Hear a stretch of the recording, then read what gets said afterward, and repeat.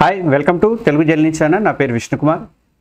హైదరాబాద్ గోషామహల్కి సంబంధించినటువంటి నియోజకవర్గానికి సంబంధించినప్పుడు fire brand versus fire brand అయితే నడుస్తుంది. తెలంగాణ రాజకీయాల్లో ఇది ఒక పెద్ద హాట్ టాపిక్గా మారబోతోంది. బీజేపీ గ్రేటర్ హైదరాబాద్ మీద స్పెషల్ ఫోకస్ పెట్టింది. గోషామహల్ ఎమ్మెల్యేగా ఉన్నటువంటి రాజాసింగ్ పార్టీకి రిజైన్ చేయడం, తర్వాత ఆయన్ని సస్పెండ్ చేయడానికి స్పీకర్కి ఇది పంపిస్తున్నారు.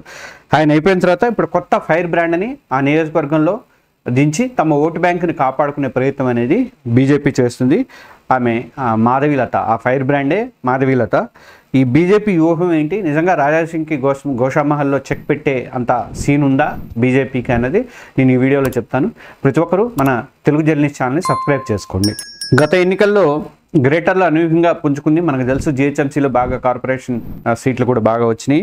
కాబట్టి ఇప్పుడు రాబోయే స్థానిక సంస్థల ఎన్నికల తర్వాత మళ్ళీ గ్రేటర్ మీద పెట్టాలని చూస్తుంది. ఎందుకంటే జిహెచ్ఎంసీ ఎన్నికలు కూడా ఉన్నాయి కాబట్టి కాంగ్రెస్, బీఆర్ఎస్, ఎంఐఎం ఈ మూడిటికి వ్యూహాలకి ధీటుగా వెళ్ళాలని చెప్పి బీజేపీ అయితే అనుకుంటుంది. అందులో భాగంగానే Goshamahal MLA Raja Singh already resign చేశారు కాబట్టి ఆయన రిజైన్ని పార్టీ ఆమోదించింది. ఇప్పుడు ఆయన మీద వేటు వేయడానికి స్పీకర్కి ఒక లెటర్ కూడా రాయాలని డిసైడ్ అయింది.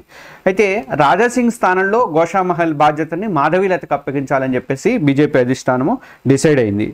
ఎందుకు అంటే 2024 ఎన్నికల్లో మాధవీలత హైదరాబాద్ నియోజకవర్గం ఎంపీ నియోజకవర్గానికి నిలబడ్డారు. ఆమె ఎంఐఎం అధినేత అయినటువంటి అసదుద్దీన్ ఓవైసీ మీద ఆమె పోటీ చేశారు.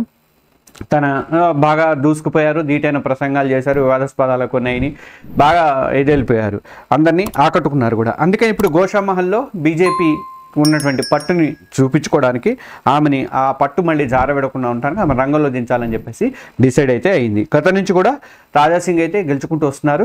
మరి ఇప్పుడు ఒకవేళ అనర్హత వేటు పెడితే మాత్రం ఉప ఎన్నికల్లో మాధవీలతని నిల్చోబెట్టే అవకాశాలు అయితే బీజేపీ తరఫున ఆమెను నిల్చోబెట్టే అవకాశాలు అయితే ఉన్నాయి. ఆయన రాజాసింగ్ మరి స్వతంత్రంగా పోటీ చేస్తాడా, లేకపోతే ఇంకొక టాక్ ఏంటంటే అక్కడ శివసేన ఉద్ధవ్ ఠాక్రే వర్గం తరపు నుంచి పోటీ చేసే అవకాశాలు కూడా ఉన్నాయని చెప్పేసి అని అంటున్నారు. చూడాలి అది ఏం జరుగుతుంది అనేది. అయితే మాధవీలత ఎందుకు అనుకుంటే మనం ఎంపీ ఎన్నికల్లో పోటీ చేసింది, ఆమె ఫైర్ బ్రాండ్ కాబట్టి గోషామహల్లో బీజేపీ ఓటు బ్యాంకును కాపాడుకునే ప్రయత్నానికిలోనే కొత్త ఓటర్లు ఆకర్షించడం కూడా ఆమెకి కుదురుతుందని చెప్పేసి ఆమెనైతే దించుతున్నారు.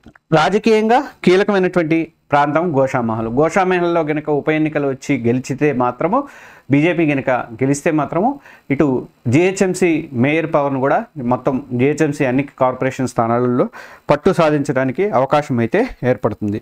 మరి మాధవీలత రాజాసింగ్ని ఓడించగలరా లేదా అన్నది చూడాలి. దీని మీద మీ ఒపీనియన్ ఏంటి? రాజాసింగ్ని ధీటుగా ఎదుర్కొనేటువంటి శక్తి మాధవీలతకు ఉందని మీరు అనుకుంటున్నారా అన్నది మీ ఒపీనియన్లో తెలియజేయండి, కింద కామెంట్స్ రూపంలో తెలియజేయండి. ఈ వీడియో నచ్చితే కంపల్సరీగా లైక్ బటన్ కొట్టండి. అలాగే చాలామంది మన ఛానల్ని చూస్తున్నారు కానీ సబ్స్క్రైబ్ చేసుకోవట్లేదు. దయచేసి ఒక సబ్స్క్రైబ్ బటన్ కూడా కింద కొట్టండి. మీ కామెంట్లు కూడా తెలియజేయండి. Thank you.